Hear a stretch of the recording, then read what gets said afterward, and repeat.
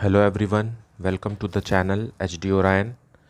हम पढ़ रहे हैं accountancy for class 12th T S Grewal की बुक से chapter 7 death of a partner. और अभी हम पढ़ेंगे deceased partners share of goodwill. इसका मतलब है जो पार्टनर की मृत्यु हो गई है उस पार्टनर को गुडविल कितना देंगे और कैसे देंगे। Late us see the question from the text book. Question number 19. X, Y and Z were partners in a firm sharing profits in the ratio of 3:2:1. The firm closes its books on 31st of March every year. Y died on 30th June 2020. तीन partner हैं, उनका ratio 3:2:1 है। उसमें से एक partner Y की मृत्यु 30th जून 2020 को हो गई। On Y's death goodwill of the firm was valued at ₹60,000। Firm का गुडविल 60,000 है। Y share in the profit of the firm till the date of his death was to be calculated on the basis of previous years profit which was ₹1,50,000।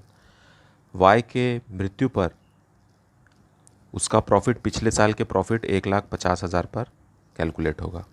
Pass necessary journal entries for goodwill and Y share of profit at the time of his death.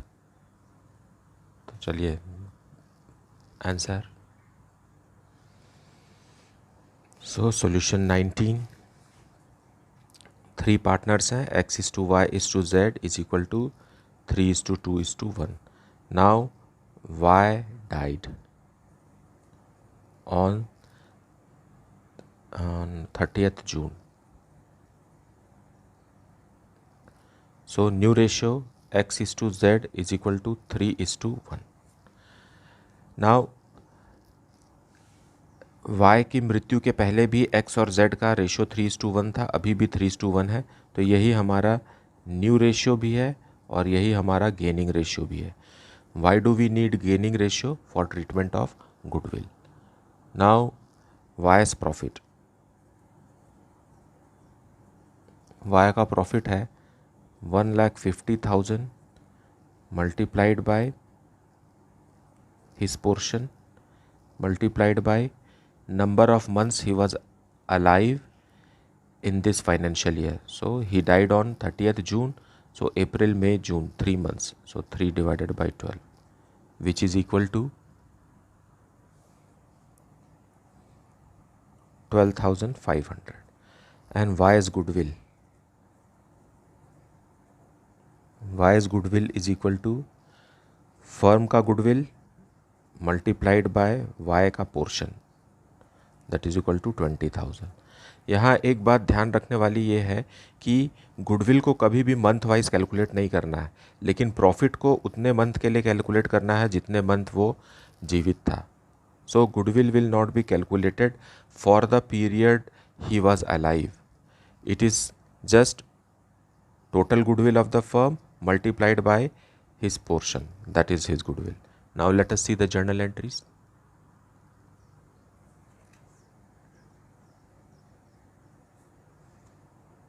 Profit and loss suspense account debited to Y's capital account, being profit to deceased partner.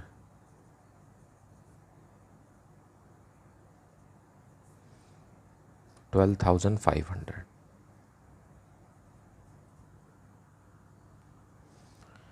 Now treatment of goodwill. So X capital account debited because retiring deceased partner's portion of goodwill will be shared by the continuing partner in gaining ratio. Therefore Z's capital also debited to Y's capital account, 20,000, and gaining ratio is 3:1. So 15,000 X will pay and 5,000 Z will pay, being goodwill to Y in gaining ratio which is equal to 3:1. Let us see the next question. Question number 20. A, B, and C were partners sharing profits in the ratio of 3:2:1. The firm closes its books on 31st of March every year. B died on 30th June 2020. On his death, goodwill of the firm was valued rupees 6 lakh, and B's share in profit or loss till the date of death was to be calculated on the basis of previous year's profit, for which was rupees 15 lakh loss. Pass necessary journal entries for goodwill and his share of loss. तीन partner हैं, A B C, उनका ratio 3:2:1 है. B की मृत्यु हो जाती है 30 जून 2020 को. सो उसका गुडविल और प्रॉफिट बताना है. लेकिन इस साल प्रॉफिट ना होकर के पिछले साल के लॉस है. पिछले साल का जो लॉस है उस पर इस साल का लॉस भी डिसीज्ड पार्टनर को दिया जाएगा. Solution 20. We are having three partners. A is to B is to C, and the ratio is 3:2:1. And B died on 30th June 2020. Now B के गुजर जाने के बाद A और C का जो रेशियो है, कुछ नया रेशियो नहीं दिया है. इसका मतलब इनका रेशियो जो है 3:1 ही है. अब पुराने रेशियो और नए रेशियो में कोई फ़र्क नहीं है. एज अ रिज़ल्ट यही हमारा न्यू रेशियो है और यही हमारा गेनिंग रेशियो है. Now B's goodwill. B's goodwill is equal to 6 lakh firm का गुडविल मल्टीप्लाइड बाय बी का पोर्शन. कितना हो जाएगा? ये हो गया 2 लाख. 2 लाख को हम गेनिंग रेशियो में देंगे 3:1 में. उसी तरीके से 20 profit.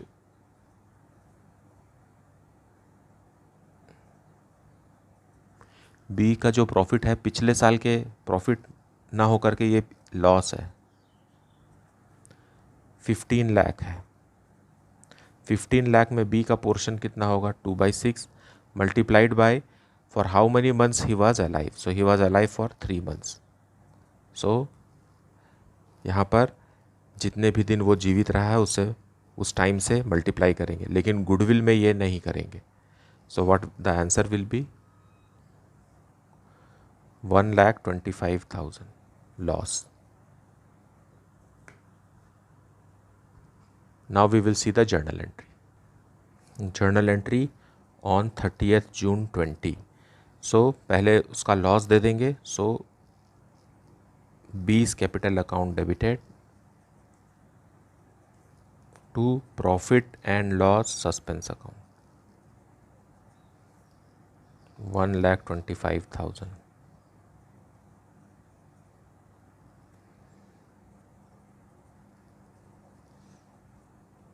Being loss to deceased partner. इस लॉस को profit and loss suspense account में डालने के बदले कंटिन्यूइंग पार्टनर ए और सी के कैपिटल अकाउंट में भी डाल करके गेनिंग रेशियो में बनाया जा सकता है. यह आपका चॉइस है. अब treatment of goodwill. So continuing partner A's capital account debited, C's capital account also debited to deceased partner B's capital account 2 lakh, and we will break this 2 lakh in gaining ratio, that is 3:1. So 1,50,000 will be paid by A and 50,000 will be paid by C, being goodwill to B by A and C in gaining ratio. That is the journal entry. Next question, question number 21. P, R and S are in partnership sharing profits 4/8, 3/8 and 1/8. Now यहाँ तीनों का denominator common है. As a result इनका ratio है 4:3:1. It is provided in the partnership deed that on the death of any partner, his share of goodwill is to be valued at 1/2 of the net profit credited to his account during the last 4 completed years. इसका मतलब यह है कि जिस partner की मृत्यु हो जाने से, किसी पार्टनर की मृत्यु हो जाने से गुडविल जो कैलकुलेट होगा वो 1/2 of the net profit credited to his account during last 4 completed years, मतलब 4 साल में उसको जितना भी प्रॉफिट मिला है उसका आधा वही उसका गुडविल होगा. So determine the amount that should be credited to R in respect of his share of goodwill and pass the necessary journal entry for treatment of goodwill. एक बार फिर सुनिए. R died on 1 January 2019. तो are का goodwill calculate करना है. यहाँ लिखा हुआ है उसको पिछले 4 सालों में उसको जितना भी प्रॉफिट मिला फर्म से उसका आधा ही उसका गुडविल होगा. Late us see this calculation. Solution 21. We are having 3 partners, P is to R is to S, that is equal to 4/8 is to 3/8 is to 1/8. That is nothing but 4 is to 3 is to 1. Now R died. And he died on which date? 1 January 1/1/2019. परंतु इस date का कोई भी मतलब नहीं है क्योंकि goodwill का कैलकुलेशन कभी भी पीरियड मंथ वाइज नहीं होगा. गुडविल जो होगा वो पूरा का पूरा ही उसे मिलेगा. उसको जितने दिन वो जीवित था उतने दिन के लिए कैलकुलेट करने की ज़रूरत नहीं है. ये सब प्रॉफिट में होता है. Now goodwill is equal to R's goodwill is equal to 4 years profit. So कितना है 4 years profit? 1,20,000 plus 80,000 plus 40,000 plus 80,000 में उसका हिस्सा कितना था? आर का हिस्सा था 3/8, उसका आधा. आर को पिछले 4 सालों में जितना भी प्रॉफिट मिला है वो 4 साल का प्रॉफिट इनटू हिज पोर्शन. यह हुआ 4 साल में आर को मिला हुआ प्रॉफिट और उसका आधा ही गुडविल होगा. So we will multiply it by 1/2. It is equal to 60,000. अब रिटायरिंग पार्टनर आर को उसका 60,000 देंगे, लेकिन कौन से रेशियो में देंगे? In gaining ratio. Gaining ratio क्या है? क्योंकि न्यू रेशियो तो कुछ सजेस्ट नहीं किया गया. तो आर के जाने के बाद new ratio will be equal to gaining ratio and that is R के चले जाने के बाद क्या रेशियो बच गया? 4:1. Now we will pass the journal entry.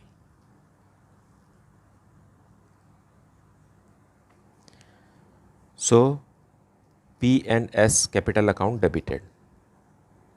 P's capital account debited. S capital account debited. To deceased partner R's capital account, being goodwill to R by P and S in gaining ratio which is 4:1. So R का goodwill कितना है? 60,000 है. 60,000 को 4:1 में तोड़ने से 48,000 and 12,000.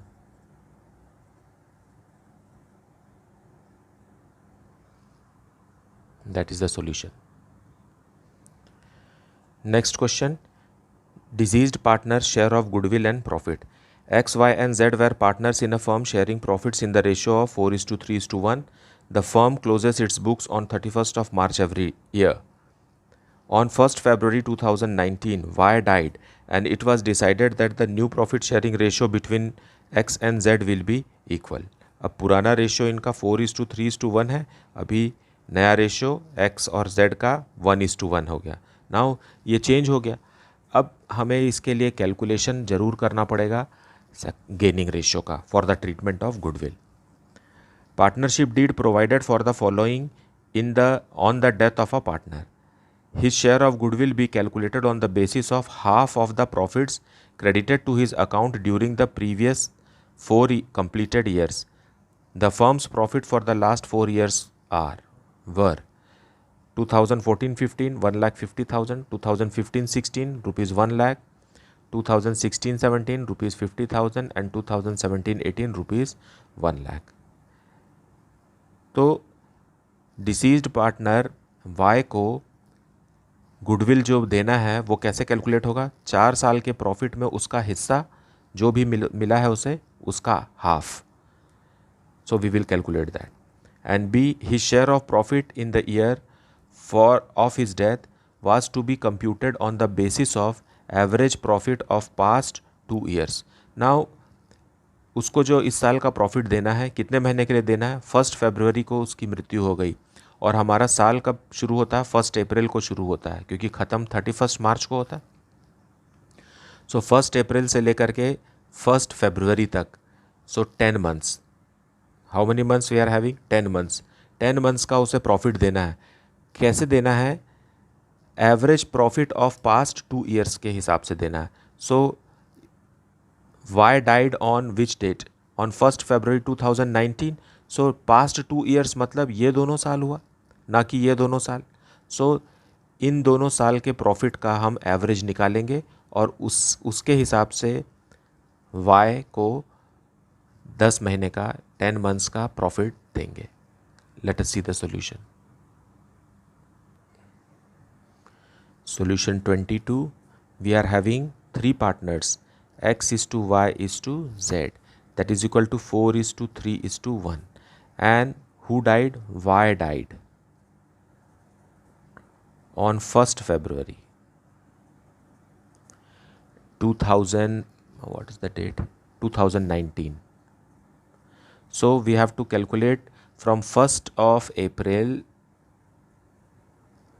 to 1st of February is equal to how many months? 10 months.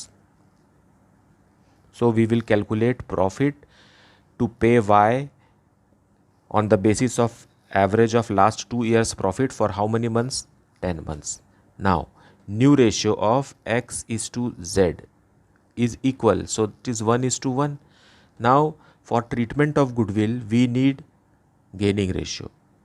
Treatment of goodwill के लिए हमें क्या चाहिए? Gaining ratio. अब हमें पता है gaining ratio is equal to new ratio minus old ratio. So X के लिए X is equal to new ratio 1/2 minus old ratio is 4/8.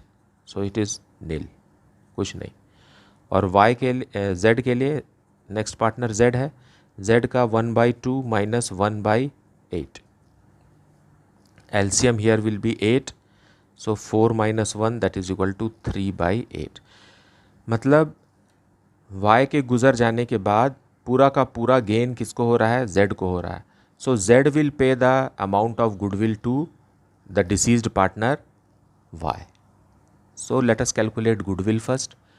Goodwill is equal to y's goodwill. y's goodwill is equal to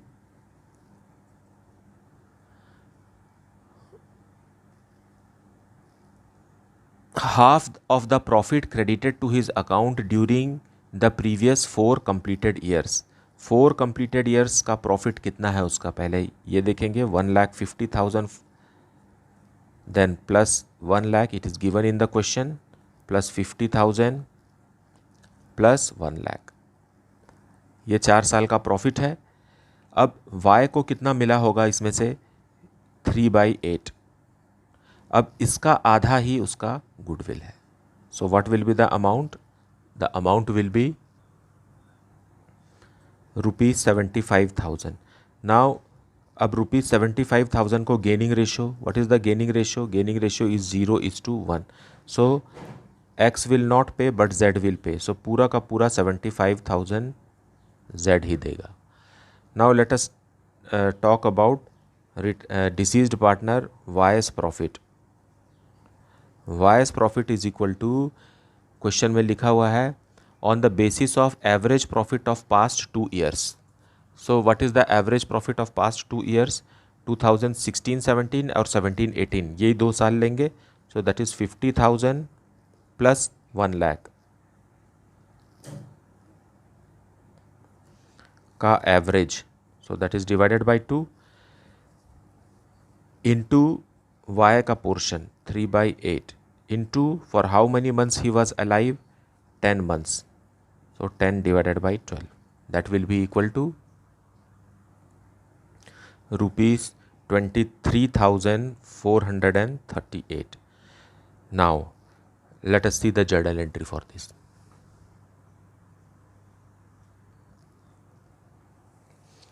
So it is on the date of his death, that is 1st February. So profit and loss suspense account debited to deceased partner Y's capital account. So profit कितना है 23,438.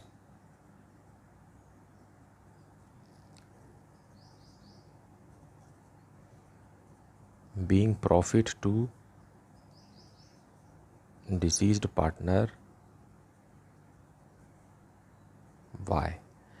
Now second entry is for the treatment of goodwill, and Z is the only person who is gaining, so Z's capital account debited to deceased partner Y's capital account, rupees 75,000.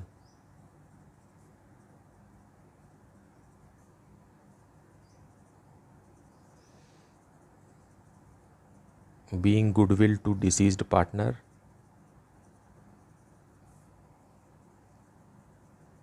by gaining partner.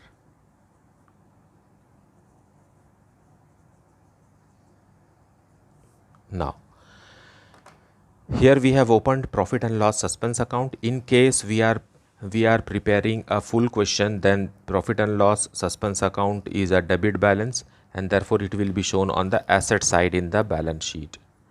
But if we neutralize it by by opening capital account of the rest of the partner, in this case Z is gaining, so Z's capital account debited to Y's capital account. In that case it will be transferred to Z's capital account and profit and loss suspense account is not there. I hope that you are understanding the concept well. If you are having any doubt, you can ask in the comment section. Please like, subscribe and share the video. And in my next video we will discuss about the determination of amount payable to executors of a deceased partner.